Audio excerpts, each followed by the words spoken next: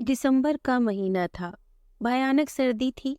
दिल्ली के दरेबे मोहल्ले की एक तंग गली में, एक अंधेरे और गंदे मकान में तीन प्राणी थे। कोठरी के एक कोने में एक स्त्री बैठी हुई अपने गोद के बच्चे को दूध पिला रही थी। परंतु यह बात सत्य नहीं है।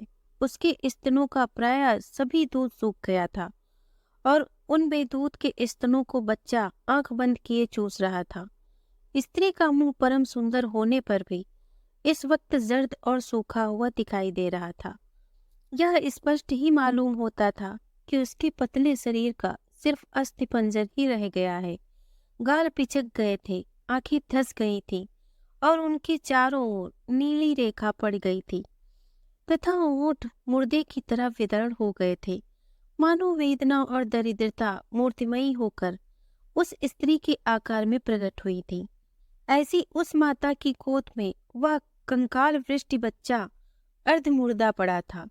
उसकी अवस्था 8 महीने की होगी, पर वह 8 सप्ताह का भी तो नहीं मालूम होता था। स्त्री के निकट ही एक 8 वर्ष का बालक बैठा हुआ था, जिसकी देह बिल्कुल सूख गई थी और इस भयानक सर्दी से बचने के योग्य उसके शरीर पर एक चिथड़ा मात्र वस्त्र था। वह चुपचाप भूखा और बदहवास माँ की बगल में बैठा टुकुर टुकुर उसका मुंह देख रहा था। इनसे 2 हाथ के फासले पर 3 साल की बालिका पेट की आग से रो रही थी। जब वह रोते रोते थक जाती अथवा चुपचाप आंख बंद करके पड़ जाती थी, पर थोड़ी देर बाद वह फिर तड़पने लगती थी। बेचारी असहाय अबला विमूढ़ बनी अतिशय विचलित होकर अपने प्राणों से प्यारे बच्चों की यह वेदना देख रही थी। कभी कभी वह अत्यंत अधीर होकर गोद के बच्चे को घूर घूर कर देखने लगती। 2-1 बूंद आंसू ढरक जाते और कुछ अस्फुट शब्द मुख से निकल पड़ते थे। उन्हें सुनकर कुछ कुछ समझकर पास बैठे बालक को कुछ कहने का साहस नहीं होता था।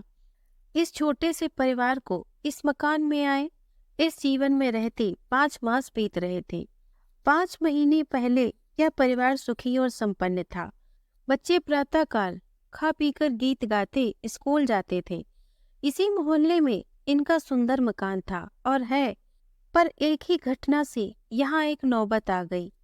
इस परिवार के कर्णधार एकमात्र स्वामी, बच्चों के पिता और दुखिया स्त्री के जीवन धन मास्टर साहब, जिन्हें सैकड़ों अमीरों और गरीबों के बच्चे अभिवादन कर चुके थे, जो मोहल्ले के सृजन हसमुख और नगर भर के प्यारे नागरिक और सार्वजनिक नेता थे, आज जेल की दीवारों में बंद थे। उन पर जर्मनी से षड्यंत्र का अभियोग प्रमाणित हो चुका था और उन्हें फांसी की सजा हो चुकी थी। अब अपील के परिणाम की प्रतीक्षा थी। प्रातःकाल की धूप धीरे धीरे बढ़ रही थी। स्त्री ने धीमे किंतु लड़खड़ाते स्वर में कहा, बेटा विनोद, क्या तुम भूखे ही हो? बेटा विनोद, क्या तुम बहुत ही भूखे हो? नहीं तो माँ, रात को ही तो मैंने रोटी खाई थी। सुनो सुनो, 1 2 3 इस तरह 8 तक गिनकर 8 फंस रहे थे। किराए वाला आता ही होगा, मैं उसके पैरों पकड़कर और 2-3 दिन टाल दूंगा माँ। इस बार वह तुम्हें जरा भी कड़ी बात न कहने पाएगा। स्त्री ने परम करुणा सागर की ओर क्षण भर आंख उठाकर देखा और उसकी आंखों से 2 बूंद ढरक गईं। यह देखकर छोटी बच्ची रोना भूलकर माता के गले से आकर लिपट गई और बोली, अम्मा, अब मैं कभी रोटी नहीं मांगूंगी। हाय रे माता का हृदय! माता ने दोनों बच्चों को गोद में छिपाकर एक बार अच्छी तरह आंसू निकाल डाले। इतने में ही किसी ने कर्कश शब्द से पुकारा, कोई है ना? बच्चे को छाती में छिपाकर कांपते कांपते स्त्री ने कहा, सर्वनाश, वह आ गया। यह एक पछैया जवान लठ लेकर दरवाजा ठेलकर भीतर घुस आया। उसे देखकर ही स्त्री ने अत्यंत कातर होकर कहा, मैं तुम्हारे आने का मतलब समझ गई हूँ। समझ गई हो तो लाओ किराया दो, थोड़ा और सब्र करो। बालक ने कहा, 2-3 दिन में हम किराया दे देंगे। बालक को ढकेलते हुए उत्तप्पन से उसने कहा, सब्र गया भाड़ में, अभी मकान से निकलो। मकान क्या दिया, जान का बवाल मोल ले लिया। पुलिस ने घर को बदनाम कर दिया है। लोग नाम धरते हैं, सरकार के दुश्मन को घर में छिपा रखा है। निकालो, अभी निकालो। स्त्री खड़ी हो गई। धक्का खाकर बच्चा गिर गया था उसे उठाकर उसने कहा, भाई मुसीबत वालों पर दया करो, तुम भी बाल बच्चेदार हो। मैं दया मया कुछ नहीं जानता। मैं तुमसे कहे जाता हूँ कि आज दिन छिपने से पहले पहले यदि भाड़ा न चुका दिया गया तो आज रात को ही निकाल दूंगा। इतना कहकर वह व्यक्ति एक बार कड़ी दृष्टि से तीनों अभागे प्राणियों को घूरता हुआ जोर से दरवाजा बंद करके चला गया। दुखिया स्त्री इसके बाद ही धरती में धड़ाम से गिरकर मूर्छित हो गई। उपरोक्त घटना के कुछ ही मिनट बाद एक अधेड़ अवस्था के सभ्य पुरुष धीरे धीरे मकान में घुसे। इनके आधे बाल पककर खिचड़ी हो गए थे, दांत सोने की कमानी से बंधे थे, साफ ऊनी वस्त्रों पर एक दुसाला पड़ा था, हाथ में चांदी की मूठ की पतली से एक पेट थी, रंग गोरा, कद ठिगना और चाल गंभीर थी। उन्होंने पान कचरते कचरते बड़ा घरौआ जताकर बालक का नाम लेकर पुकारा, बेटा विनोद। विनोद ने गर्दन उठाकर देखा। बच्चे की माता ने सावधानी से उठकर अपने वस्त्र ठीक कर लिए। आगंतुक ने बिना प्रश्न किए ही कहा, देखो अपील का क्या नतीजा निकलता है, हम विलायत तक लड़ेंगे, आगे भगवान की मर्जी। स्त्री चुपचाप बैठी रही, सब सुनकर न बोली न हिली डुली। इस पर आगंतुक ने अनावश्यक प्रश्नता मुख पर लाकर कहा, क्यों रे विनोद, तेरा मुंह क्यों उतर रहा है? क्यों बहू, क्या बात है? बच्चों का यह हाल बना रखा है। अपना तो जो कुछ किया सो किया, इस तरह जान खोने से क्या होगा? तुमसे इतना कहा मगर तुमने घर छोड़ दिया, मानो हम लोग कुछ है ही नहीं। भाई सुनेंगे तो क्या कहेंगे? मैं परसों जेल में मिला था, बहुत खुश थे। अपील की उन्हें बड़ी आस है, तुम्हें भी खुश रहना उचित है। दिन तो अच्छे बुरे आते हैं और जाते हैं, इस तरह सोने की काया को मिट्टी तो नहीं किया जाता। इतनी लंबी प्रत्यक्षता सुनकर भी गृहिणी न बोली न हिली डुली, वह वैसी ही अचल बैठी रही। आगंतुक ने कुछ रुककर 2 रुपए निकालकर बच्ची के हाथ पर धर दिए और कहा, लो बेटा जलेबियां खाना। बच्चे ने क्षण भर माता के मुख की ओर देखा और तत्काल हाथ खींच लिया। रुपए धरती पर खन्न से बज उठे। बच्चा पीछे हटकर माँ का आंचल पकड़कर खड़ा हो गया। आगंतुक रुपए उठाकर उन्हें फिर से देने को आगे बढ़ा। गृहिणी ने बाधा देकर कहा, रहने दीजिए, वह जलेबी नहीं खाता। हम गरीब विपत्ति के मारे लोग हैं, एक टुकड़ा रोटी ही बहुत है। पर आप कृपा करें तो इनके बैंक के हिसाब में से मकान के हिस्से को आड़ करके कुछ रुपए मुझे उधार दे दीजिए। उनके बैंक के हिसाब में तो उनके दस्तखत के बिना मिलेगा नहीं। मुझे मालूम हुआ है कि वहाँ ऐसी कुछ रकम है भी नहीं। रहा मकान, सो उसका तुम्हारा वाला हिस्सा रहन रखकर ही तो मुकदमा लड़ाया है। मुकदमे में क्या कम रकम खर्च हुआ है? गृहिणी चुप बैठी रही। आगंतुक ने कहा, मैं अपने पास से जो कहो दे दूं। तुम्हें कितने रुपए चाहिए? गृहिणी ने धीमे स्वर में कहा, आपको मैं कष्ट नहीं देना चाहती। मैं क्या गैर हो गया? स्त्री बोली, नहीं। अब आगंतुक जरा और पास खिसक कर बोला, मेरी बात मानो, घर चलो, सुख से रहो। जो होना था हुआ, होना होगा हो जाएगा। किसी के साथ मरा तो जाता ही नहीं है। मेरा जगत में और कौन है? तुम क्या सब बातें समझती नहीं हो? खूब समझती हूँ। अब आप कृपा कर चले जाएं। पर मैं जो बात बारंबार कहता हूँ वह समझती क्यों नहीं? कब की समझ चुकी हूँ। तुम मुझ दुखिया को सताकर क्या पाओगे? मेरा रास्ता छोड़ दो। मैं यहाँ अपने दिन काटने आई हूँ, आपका कुछ लेती नहीं हूँ। उनका मकान जायदाद सभी आपके हाथ है, आपका रहे। मैं केवल यही चाहती हूँ कि आप चले जाइए। आगंतुक ने खड़े होकर कहा, क्या मैं सांप हूँ या घिनौना कुत्ता हूँ? आप जो कुछ हो, मुझे इस पर विचार नहीं करना है। और तुम्हारी यह हिम्मत और हेकड़ी अब भी। गृहिणी चुप रही। यहाँ भी मेरे एक इशारे से निकल जाओगी, फिर क्या भीख मांगोगी? गृहिणी ने कोई उत्तर नहीं दिया। आगंतुक ने उबाल में आकर कहा, लो साफ साफ कहता हूँ, तुम्हें मेरी बात मंजूर है या नहीं? गृहिणी चुपचाप बच्चे को छाती से छिपाए बैठी रही। आगंतुक ने उसका हाथ पकड़कर कहा, आज मैं इधर से उधर करके ही जाऊंगा। स्त्री ने हाथ झटक कर कहा, पैरों में पड़ती हूँ, चले जाओ। तेरा हिमायती कौन है? मैं गरीब गाय हूँ। फिर लाते क्यों चलाती है? बोल, चलेगी नहीं? मेरी बात मानोगी नहीं तुझे घमंड किसका है? मुझे कुछ घमंड नहीं है। तुझे आज रात को ही सड़क पर खड़ा होना पड़ेगा। भाग्य में जो लिखा है होगा। लोहे के टके की आशा न रखना। गृहिणी खड़ी हो गई। उसने अस्वाभाविक तेज स्वर में कहा, दूर हो जाओ पापी, भगवान से डर। मौत जिनके घर मेहमान बनी बैठी है, उन्हें न सता। वह उन्हें क्या डराएगा? विश्वासघाती, भाई भाई को फंसाकर फांसी पहुंचाने वाले अधर्मी, उन्हें फंसाया, जमीन जायदाद ली। अब इसकी अनाथ गरीब दुखिया स्त्री की आबरू भी लेने की इच्छा करता है। अरे पापी, हट जा, हट जा। आवेश में आने से स्त्री का वस्त्र खिसक कर नीचे गिर गया। वह दशा देखकर बच्चे रो उठे। बड़े बच्चे के मुंह पर जोर से तमाचा मारकर आगंतुक ने कहा, तेरी परसाई आज ही देख ली जाएगी गुंडे। वह कुछ न बोल सका। वह दोनों हाथ भींचकर क्रोध से कांपने लगा। स्त्री ने कहा, जा जा पापी जा, और वह बदहवास चक्कर खाकर गिर गई। दोनों बच्चे जोर जोर से रो पड़े। आगंतुक तेजी से चला गया। वही दिन और वही प्रातःकाल था, परंतु उस भयहीन घर से लगभग पौने मील दूर दिल्ली की जेल में एक और ही दृश्य सामने था। जेल के अस्पताल में बिल्कुल एक और एक छोटी सी कोठरी थी। जिन कैदियों को बिल्कुल एकांत में ही रहने की आवश्यकता होती थी, वे ही इसमें रखे जाते थे। इस वक्त भी इसमें एक कैदी था। उसकी आकृति कितनी घिनौनी, वेश कैसा मलिन और चेष्टा कैसी भयंकर थी कि ओफ, कई दिन से वह कैदी भयानक आत्मिक ज्वर से तप रहा था और कोठरी में रखा गया था। कोठरी बड़ी काली, मनहूस और कोरी अनगढ़े पत्थरों की बनी हुई थी और उसमें अनगिनत मकड़ियों के जाले, छिपकलियां तथा कीड़े मकोड़े रेंग रहे थे। उसमें न सफाई थी न प्रकाश। ऊपर एक छोटा सा छेद था। उसी में से सूरज की रोशनी कमरे में पड़ते ही उसकी नींद टूट गई। प्यास से उसका कंठ सूख रहा था।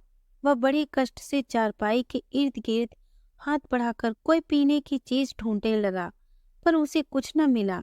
तंग प्यास की तकलीफ से झटपटाकर वह बड़बड़ाने लगा, कौन देखता है, कौन सुनता है? हाय, इतनी लापरवाही से तो लोग पशुओं को भी नहीं रखते।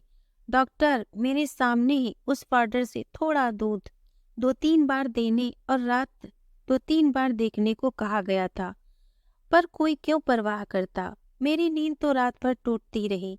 मैंने प्रत्येक घंटा सुना है, यह पहाड़ से रात किस तकलीफ से काटी है। यह कष्ट तो फांसी से अधिक है। रोगी अब चुपचाप कुछ सोचने लगा। धीरे धीरे प्रकाश ने फैलकर कमरे को स्पष्ट प्रकाशमान कर दिया। धीरे धीरे उसकी प्यास असहाय हो चली, पर वह बेचारा कर ही क्या सकता था। वार्डर की खूंखार फटकार से भयभीत होने पर भी वह एक बूंद पानी के लिए गला फाड़कर चिल्लाने लगा, पर कोई न आया और न किसी ने जवाब ही दिया।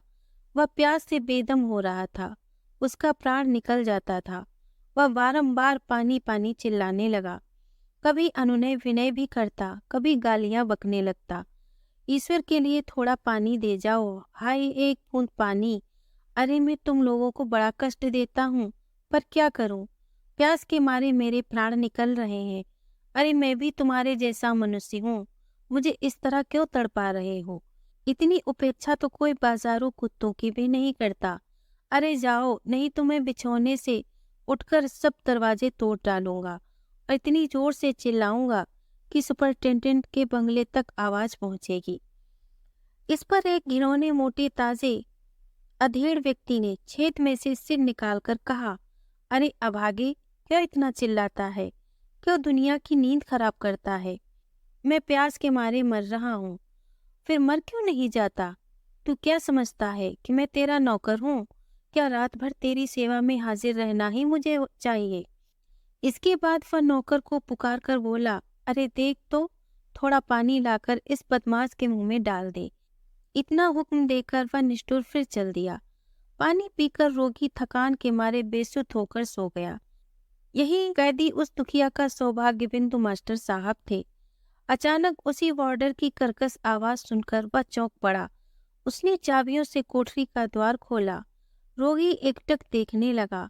पादरी और जेल ने कोठरी में गंभीर भाव से प्रवेश किया। कुछ जरूरी कागजात पर लिखा पढ़ी की गई और कैदी को सुना दिया गया कि उसकी अपील नामंजूर हो गई है और आरोग्य लाभ होते ही उसे फांसी दे दी जाएगी। कैदी ने आंख बंद करके सुना समझा और फिर उसकी आंखें एकटक छत पर अटक गईं। धीरे धीरे दोनों कमरे से बाहर निकल आए। इसके कुछ क्षण बाद ही डॉक्टर ने कमरे में प्रवेश करके सावधानी से रोग परीक्षा की। फिर एक दो मीठी बातों के बाद कहा, तुम्हारी स्त्री और बच्चे तुमसे मिलने आए हैं। रोगी एक बार तड़पा और नेत्र उठाकर बाहर की ओर देखने लगा। डॉक्टर ने कहा, इस समय ज्वर नहीं है। मैं आशा करता हूँ इसी सप्ताह में तुम अच्छे हो जाओगे। इसी सप्ताह में? रोगी ने विकल होकर पूछा। डॉक्टर ने अपनी बात का समर्थन किया और धीरे धीरे चला गया। 10 बज रहे थे। धूप खूब फैली हुई थी। जेल के सदर फाटक पर वह अभागिन रमणी दोनों बच्चों को साथ लिए बैठी थी। उसे लगभग 1.5 घंटा हो गया था। वह अपने पति के दर्शन करने आई थी। इतनी देर बाद एक वार्डर उन्हें जेल के भयानक फाटक में अंदर लेकर चला गया। फाटक को पार करने पर एक अंधकारपूर्ण दलान में वो लोग चले। वहां से एक अंधेरी गली में कुछ देर चलकर एक लोहे का छोटा सा फाटक वार्डन ने पास के भारी चाबियों के गुच्छे से खोला। इसके बाद से कुछ सीढ़ियों पर चढ़कर एक बड़ी सी गंदे दलान में पहुंचे। उसके सामने ही बड़े से मकान का पिछवाड़ा था, जिसकी ऊंची और छोटी छोटी खिड़कियों से कुछ शोरगुल और बकचक की आवाज आ रही थी। सामने कुछ कैदी अपनी बेड़ियां झंझनाते इधर उधर जा रहे थे। थोड़ी दूर चलने पर उन्हें अस्पताल की काली इमारत दिख पड़ी, जहां भिन्न भिन्न प्रकार के रोगी बिछौने पर पड़े थे। कमरे की हवा गर्म और बदबूदार थी।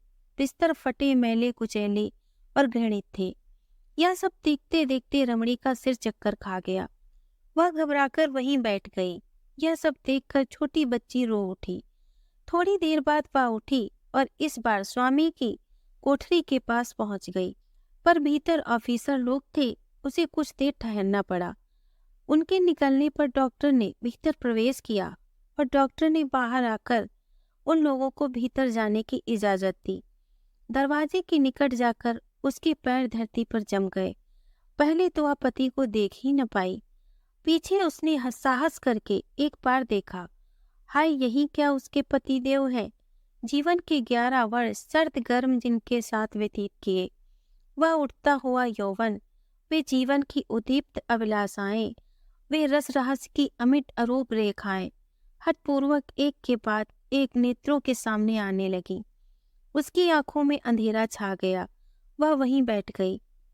रोगी ने देखा। उसने चारपाई से उठकर दोनों हाथ फैलाकर उन्मत्त की तरह कहा, आओ बेटा। अरे, तुम इतने ही दिन में बिना बाप के ऐसे हो गए? यह कहकर रोगी कैदी ने अपनी भुजाओं में बच्चे को जोर से लपेट लिया और वह फूट फूट कर रोने लगा।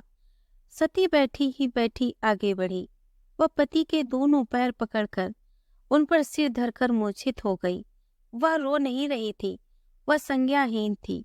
यह सब देखकर छोटी बालिका भी जोर से रो उठी। उसे गोद में लेकर पिता रोना भूल गया। उसकी आंखों में क्षण भर आंख मिलाकर वह हंसी थी। अंत में उसने भर्राई आवाज में कहा, लीला, मेरी बेटी, मेरी बिटिया। इसके बाद उसे छाती से लगाकर कैदी चुपचाप रोने लगा। बड़ी देर तक सन्नाटा रहा। फिर बच्चों को अलग करके वह स्वस्थ होकर पत्नी की ओर देखने लगा। बलपूर्वक उसने शोक के उमड़ते वेग को रोका। उसने क्षण भर आकाश में दृष्टि करके एक बार सर्वशक्तिमान परमेश्वर से बल याचना की। फिर उसने मधुर स्वर में कहा, इतना अधीर मत हो, ध्यान से मेरी बात सुनो। रमणी ने सिर नहीं उठाया। पति ने धीरे धीरे उसके सिर पर हाथ फेरते हुए कहा, नादानी न करना, वरना इन बच्चों का कहीं ठिकाना नहीं है। ईश्वर पर विश्वास रखो। मेरा विनोद पर तुम्हारे सभी संकट काटेगा। सब दिन होत ना एक समान। साध्वी सिसक सिसक कर रो रही थी। उसे ढाढ़स देना कठिन था, परंतु अभी कुछ मिनट प्रथम मृत्यु का संदेश पाकर भी कैदी यह कठिन काम कर रहा था। वह पूछना चाहती थी, क्या अब कुछ भी आशा नहीं है? परंतु उसमें बोलने और पति को देखने तक का साहस न था। समस्त साहस बटोरकर उसने एक बार पति की ओर आंख भर कर देखा। वे आंखें आंसू और प्रश्नों से परिपूर्ण, मूक वेदना से अंधी और मृत अभिलाषाओं की शमशान भूमि प्रतिक्षण क्या क्या कह रही थी। परंतु मानव हृदय जितना सुख में दुर्बल बन जाता है, उतना ही दुख में सबल हो जाता है। मास्टर साहब ने उसका हाथ पकड़कर कहा, अब इस तरह मुझे देखकर इस दशा में कायर न बनाओ। तुम बच्चों की माता हो, जैसे पति की पत्नी रही वैसे ही बच्चों की माँ बनना प्रतीक्षा करो। तुमने मुझे कभी नहीं ठगा, अब भी न ठगना। सती की वाणी फटी सी। उसने कहा, स्वामी जी, मुझे सहारा दो, मैं चलूंगी, नहीं मैं चलूंगी। एक अति मधुर उन्माद उसके होठों पर फड़क रहा था। मास्टर साहब विचलित हुए। उन्होंने संकोच त्याग धीरे से उस उन्मुख उन्माद का एक सरल चुंबन लिया। वह वासनाहीन, इंद्रिय विषय और शरीर भावना से रहित चुंबन क्या था? दो अमर तत्व प्रतिबिंबित हो रहे थे। मास्टर साहब ने कुछ कहने की इच्छा से होंठ खोले थे, पर वार्डन ने कर्कश आवाज से कहा, चलो वक्त हो गया। रोगी कैदी ने मानो धाक खाकर एक बार उसे देखा और कहा, जरा और ठहर जाओ भाई, हुक्म नहीं है, कहकर वह भीतर घुस आया।